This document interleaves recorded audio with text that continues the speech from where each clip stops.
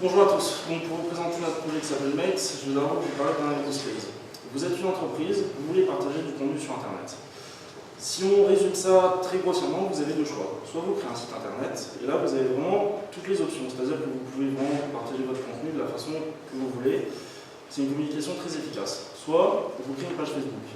Mais là, vous n'avez qu'un seul fil de discussion pour partager vos informations. Imaginons que je représente Bricorama et je veux faire une page Facebook pour expliquer aux gens ce que fait Bricorama. Le problème, c'est qu'on n'a qu'un seul fil de discussion et du coup, on va devoir expliquer ce que fait Bricorama en une seule page. Donc les infos vont se perdre, etc.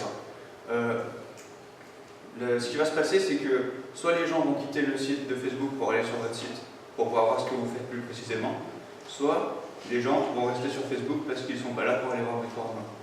Donc en fait, ce qu'on peut se dire, c'est qu'une page Facebook, c'est beaucoup moins pratique qu'un site pour partager des informations.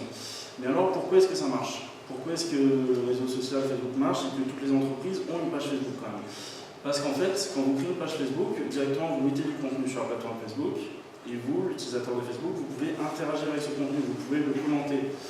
Et vous n'avez pas à implémenter ce commentaire, vous n'avez pas à implémenter ce commentaire sur Facebook qui l'a fait.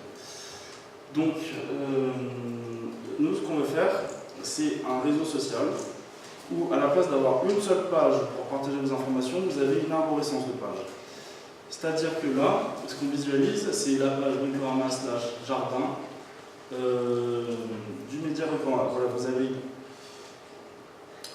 vous n'allez pas créer une page, mais vous allez créer un média. Et en fait, à l'intérieur d'une page, ça sera comme un fichier. Et si elle contient d'autres pages, ça peut devenir un dossier. Donc vous allez avoir une arborescence de pages, au lieu d'avoir une seule page.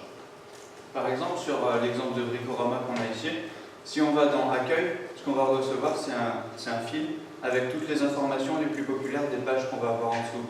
Par exemple, ici, on va avoir les tondeuses les plus populaires et les pots les plus populaires, par exemple.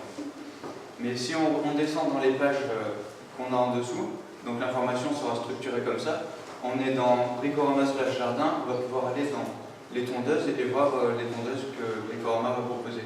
Mais on va aussi pouvoir aller dans Luminaire et par exemple avoir une galerie photo ou alors dans les pelles et ce sera un PDF qui va nous expliquer comment ça marche. Donc l'idée c'est de pouvoir avoir des interactions avec ces médias. Donc vous pouvez vous abonner à un média. Donc dans un média, il peut y avoir un ensemble de fils de discussion qui contiennent des posts. À ce moment-là, dans votre fil d'actualité, vous allez voir tous les posts qui émanent de ce média, de cet ensemble de pages. Et vous pouvez aussi rejoindre un média pour pouvoir créer des pages, administrer ce média et cet ensemble de pages. Donc, en fait, ce qu'on veut faire, voilà, c'est être entre un réseau social et un site internet avec un ensemble de pages, mais dans un réseau social.